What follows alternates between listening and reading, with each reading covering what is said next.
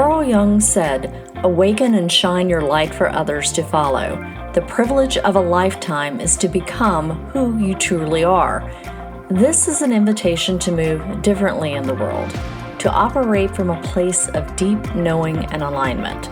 I'm Adrienne McDonald, and welcome to the Source Code Podcast. Let's dive in.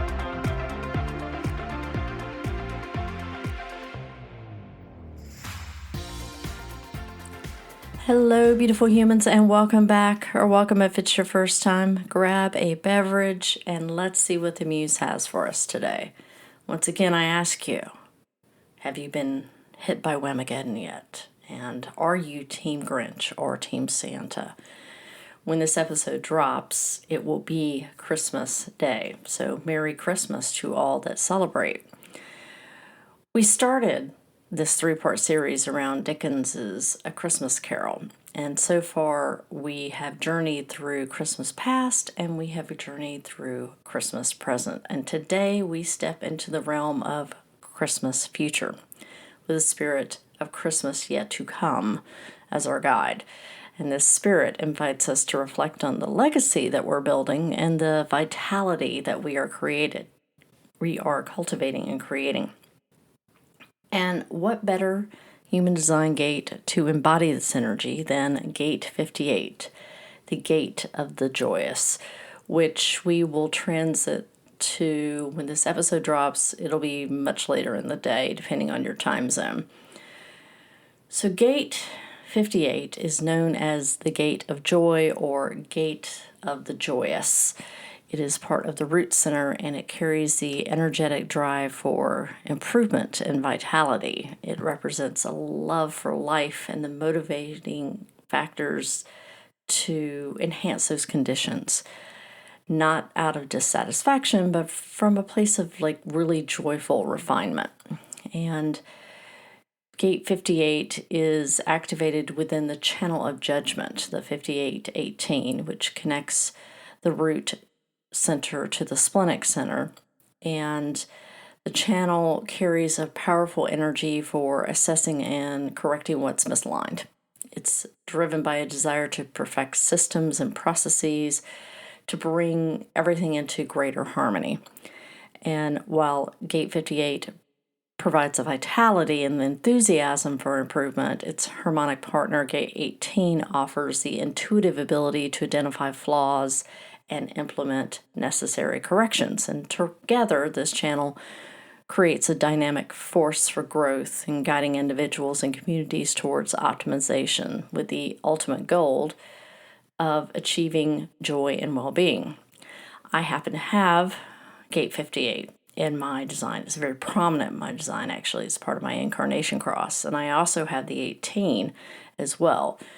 So I do carry the channel of this judgment, which I hate that term, but it's the alternative is perfected form. I think is judgment is the classic human design reference. Perfected form is what most people call it outside of that.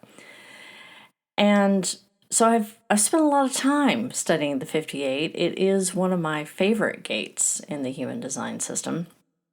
Not just because I have it, but joyous, vitality, these are all really, really great things to explore. So let's dive in and explore how Gate 58 can really shape us towards a more fulfilling and vibrant future filled with vitality and joy through the lens of the spirit of Christmas future. In A Christmas Carol, the ghost of Christmas future presents Scrooge with a really dark vision, a life devoid of connection, of meaning, of joy. And it's not meant to punish him per se, but to give him an opportunity to choose a different path. And similarly, Gate 58 invites us to reflect on our future. What seeds are we planting today that's going to shape our life tomorrow? Are we fostering vitality? Are we fostering joy? Or are we allowing dissatisfaction to dictate our journey? And this is the moment to take stock and ask ourselves, what kind of future am I creating? Now, Gate 58 teaches us that our future isn't fixed. It's fluid. It's shaped by the choices that we make in the present. It's about channeling our energy constructively and living in alignment with what truly brings us joy. And I know some people are like, well, I'm not even sure what that is anymore. And this is an opportunity to sort of stop and take stock of that. So let's break down the energy of 58 a little bit more. This gate, as I said, carries the drive to improve and enhance life. It is that little voice saying, how can we make this better? And with all of the gates, the energy comes with a challenge and a gift. At its shadow, 58 can manifest as chronic dissatisfaction. It's like, have you ever found yourself stuck in a loop of focusing on what's wrong? Constantly chasing perfection, perhaps. That's the shadow energy at work. Restlessness that can steal our joy if we're not mindful. And I will say that from personal experience of this, especially as a generator, I've had to pull away from things that aren't mine to fix. And that is also something to be mindful for in the shadow of this. I'm a line 5, so I get a lot of stuff projected onto me. You can help me solve my problem. Well, yeah, I could, but that's not really my problem to solve. It's not a problem I want to solve. And the energy of 58 and the energy of this channel sometimes gets me stuck in that dissatisfaction loop, and I have to be very, very mindful of that now. But at its gift, 58 transforms dissatisfaction into vitality. And this is the energy that propels us forward, inspiring that really mindful, purposeful action so that we can enhance our lives. And we can also touch and enhance the lives of others. I mean, that's part of the work that I'm here to do on this planet. And it's not about fixing what's broken per se, but celebrating the process of growth and improvement. It really is that gate of like, just enjoy the journey.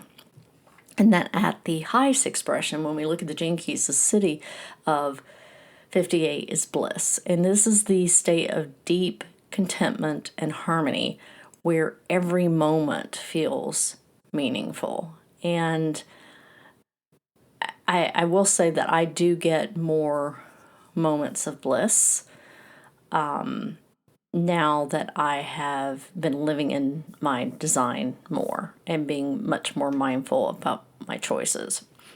So let's break down how 58 helps us shape a more joyful future and how we can take 3 key lessons away from the Dickens classic and work with the energy of 58.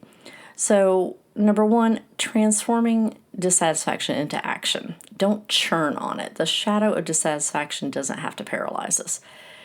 Instead, it can be a catalyst for growth. And you can ask yourself, where am I letting dissatisfaction hold me back? In fact, another way of saying that is, what am I tolerating? And how can I use that for fuel for positive change? Number 2, cultivating vitality in the present. Vitality isn't just about future goals. It's about how you're living right now.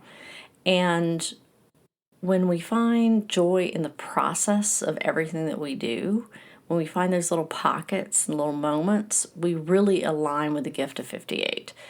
And when you focus on what you can do today that lights you up, your future already looks brighter in that. And number 3, like, what do you want your legacy of joy to be? What do you want to be remembered for? 58 reminds us that every action that we take contributes to our legacy. And as you've heard me say on this podcast so many times, everybody's purpose here is the same. We are here for the evolution of our soul and to contribute back to the collective in some way. And by prioritizing joy and purposeful action, we are creating that future that reflects those values. Okay? So some of the reflection prompts could be, where am I allowing dissatisfaction to hold me back instead of moving forward? What am I tolerating in my life? What small actions can I take today to cultivate joy and vitality in my life? How can I align my daily choices with the future that I want to create? What legacy of joy and improvement do I want to leave behind? And take a moment to sort of, maybe journal on those reflections. And that is one of the things that helps me be very mindful of the joyful moments, is that, the journaling practice in general, maybe for 30 days, writing down a couple of moments of joy that you've experienced throughout the day, because we're moving so fast. Sometimes we don't catch it, and we need to slow down sometimes to speed up later. And over time, that process can train your mind to focus on the positive and cultivate more of it. I love purposeful planning, setting aside some time each week to do a little bit of reflection on what's happened, but also what I'm trying to cultivate in the future, and breaking things down into more bite-sized pieces, because then you're going to be able to celebrate your small wins. And I think that that's really, really important, is to celebrate the small wins. So by type, how you can work with this energy is, manifestors. How can you use your initiating energy to spark joy and vitality in your life and then the life of others? What bold action can you take to align with the future that you want to create? And generators, what activates you, what really truly lights you up and brings you joy, and how can you bring more of those moments into your daily life to cultivate that vitality? Manifesting generators, where can you channel your multitasking energy into purposeful improvements? Again, multitasking energy looks very different than scattered energy. And how can you assure that your actions are aligned with what brings you joy? i.e., are you doing stuff for others that you don't want to do? Projectors, how can you guide others towards improvements that bring joy and vitality? Who's inviting you in to do that? Who is asking for your advice? Where can you focus your energy to create that alignment and harmony with those that are inviting you in? And reflectors, what environments do you feel the most joy and vitality? How can you intentionally align yourself with those environments? And then I also thought I would go through each of the 12 human design profiles and sort of get some insight for Gate 58. And remember, Gate 58 is going to last for about 6.5 days. That's the cycle. So we'll be in this energy till almost New Year's. So, 1-3s. Your natural drive to explore and experiment makes you uniquely equipped to assess what truly makes joy and vitality in your life, what truly brings it in. So use your investigative skills to identify areas for improvement and lean on your trial and error process to refine these changes. Trust that your experiences, even the challenging ones, are paving the way for a joyful and fulfilling future. 1-4s. Your solid foundation and ability to create meaningful connections may make you a force of nature for bringing vitality into your environment. Use Gate 58's energy to investigate areas in your life that need improvement, and then share your findings with your network. Your influence can inspire others to align with joy and purpose. My 2-4s out there. Your inherent gifts and knack for building relationships can help you infuse your life with vitality. Spend some time in solitude to connect with what truly brings you joy, and then use your social connections to share and amplify this energy.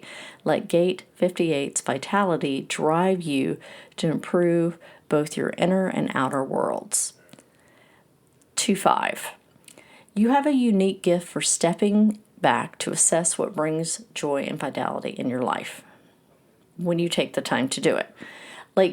Let Gate 58 guide you to focus on purposeful improvements that align with your natural talents. Share your wisdom with those who can benefit from it, empowering you and others in the process. That's that 5, people. I know you 2.5s want to stay in the house all the time, but you got to get out there every once in a while. 3.5s. My fellow 3.5s. I am a 3.5. Your experimental nature and pragmatic perspective allow you to uncover what truly brings vitality forward. Use 58's energy to refine your approach to life, embracing the lessons from your experiences. Your ability to share practical solutions with others can create ripples of improvement and joy in your community. And I think a lot of 3.5s, speaking from experience, focus on the improvement part of that and less on the joy. It works equally. In fact, it works even better if you're creating joy while you're creating the improvement. 3.6s. Your life's journey of experimentation and eventual wisdom makes you a beacon for vitality and growth. Use 58 to identify areas in your life that need alignment and trust your process of trial and refinement. As you step into the role model phase, remember the role model phase is pretty much like after 50. Your embodiment of joy can inspire those around you to cultivate their own. Until that point, you're all about the experimentation. Ride the wave of experimentation. 4.1s. Your balance of curiosity and stability make you a natural builder of joyful and sustainable futures. Use Gate 58's energy to examine what areas of your life need improvement and use your network to bring those insights to life. Your ability to create strong foundations ensures that your vitality spreads to others. And 4.6, your connections and evolved wisdom position you to be a leader in cultivating vitality and joy.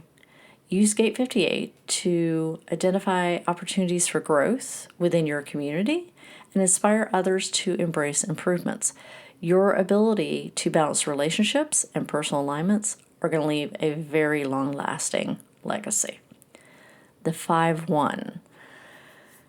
Your practical solving skills and your investigative nature make you a force for purposeful improvements. Let Gate 58 guide you to identify where you can make the most meaningful impact. Your ability to address challenges where tangible solutions can help others align with vitality and joy. And again, as long as those problems are ones that you want to solve. 5.2, your natural talent for providing solutions shines when you align with the Gate 58's energy of joy and vitality. Use your quiet time to connect with what truly brings you fulfillment and then share those insights out when called upon, if you feel called to do so. Your unique perspective can guide others towards really meaningful improvements. 6.2, your evolving wisdom and introspection that makes you a really powerful guide for cultivating vitality. Using 58 to focus on aligning your life with joy and purpose leads you to being that even more prolific role model once you enter that phase. Your embodiment of bliss can really inspire those around you to do the same. And 6.3, your ability to learn from life's ups and downs gives you this really unique understanding of how to align with joy. And using 58 to refine your approach to creating joy and fulfillment, you really, when you step into your role model phase, you have this, you've just got like a wealth of stories of resilience and growth that can really empower others to cultivate their own joyful futures. So the ghost of Christmas future, the spirit of Christmas future, reminds us that our destiny is shaped by the energy that we cultivate today. And Gate 58 calls us to transform that dissatisfaction into vitality, to build a legacy of joy, to embrace the journey of improvements with purpose and with celebration, to really stop in the moments and make a purposeful effort to do so. And as we close this episode, I invite you to reflect on one small action you can take today to cultivate vitality and joy in your life. Now, remember that your future is a reflection of the choices you make now. So thank you for joining me through this series. I hope you have found some insight.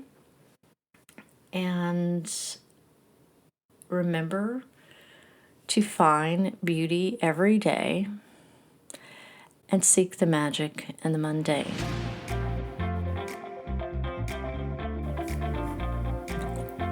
Thank you for listening to the Source Code Podcast. If you found this episode insightful and feel moved to, please leave a review and share it out with those you believe will find it helpful.